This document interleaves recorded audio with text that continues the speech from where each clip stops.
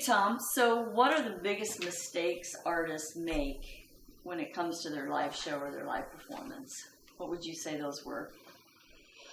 Well, I wrote a few of these down, to be honest with you, because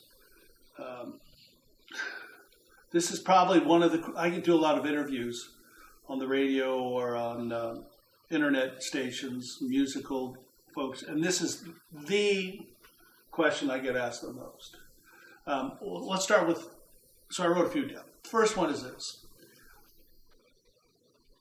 If you're going to make a living doing this, you're going to play 45 minutes to 2 hours. A concert. Now, I'm not talking about a club band, but though this applies to them too.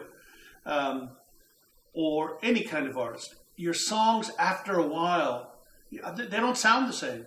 I mean, you're using different tones, there's different lyrics, there's different rhythms, there's different melodies. They sound different. But the problem with most artists is they don't look different. If your songs don't sound the same, why do they look the same? And they shouldn't. Now, I'm not talking about, hey, let's do this, let's do that. I'm talking about, again, using the song as a script. If the song's rocking, you better rock. If it's sweet, it better be sweet. Let's say this. Let's say Amy here is playing a show tonight, and I've never met her, but she comes to me and says, listen, I know what you do, and can you please come run lights for me tonight for my show? And I would go, oh, I don't know about that because I've never heard your music. And Amy goes, don't worry about it.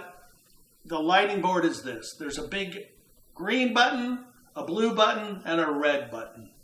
And if you hit the blue button, for example, the lights are awesome.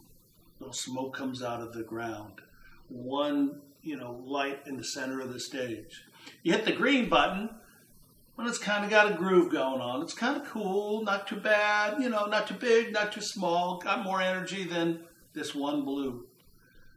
You hit the red button, lights go crazy. Lasers, things explode. Now, obviously, everyone watching this could run lights then, because if she's got something that's really, really up, what button would we hit? The red button. We got a really touching song, we'd hit the blue button. Something that's kind of got a groove going on, not too high, not too low, the green button. But here's what we do as people. So obviously, we know what we're supposed to do with the lights, but most artists don't know what to do with their bodies. Mm-hmm. So, for example, there's 4 ways to get places on stage. Do you know them? Most people do the same thing. I don't care if the song's rocking, I don't care if it's sweet. It looks the same all the time if they move. Also, I work with guitar players that, they're doing 6 solos in the night, and they do the solo from the same place all the time, behind their pedal board most of the time. And one solo is like majestic and sweet. One is, got some really cool rhythm things going on. Others are like, blazing. And to an audience, because we're talking about communication, or 55% of communication is what the audience sees with their eyes. So if they see the same thing after a while, they're going to start thinking, it sounds the same because it looks the same.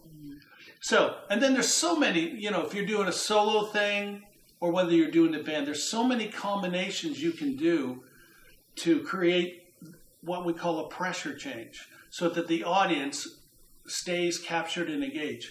You see, an audience goes for 3 reasons. They go to be captured and engaged, experience moments, and have their lives changed. So, are you captured and engaging your audience with what you're doing on the stage? Now, some of you are saying, of course, are you kidding? It's me. We rock. I'm not talking about you being captured and engaged. I'm talking about your audience being captured and engaged. So what we do by changing pressure, and again, the song is the script. By changing pressure, you will keep the audience engaged. And you need to learn how to do that. There's techniques that I use, and they don't box you in, folks. They free you up. Mm-hmm. Techniques that will keep your audience captured and engaged. Movement on stage, placement on stage, where to go, when to go there, why to go there. Why would you go to this side of the stage and then over to this side of the stage, or instead of staying in the middle the whole time?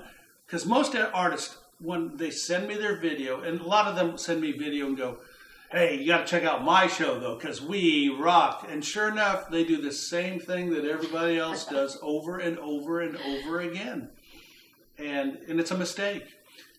So it's a mistake. So that's one of the biggest things, is the songs don't look the same, sound the same, they shouldn't look the same. Right.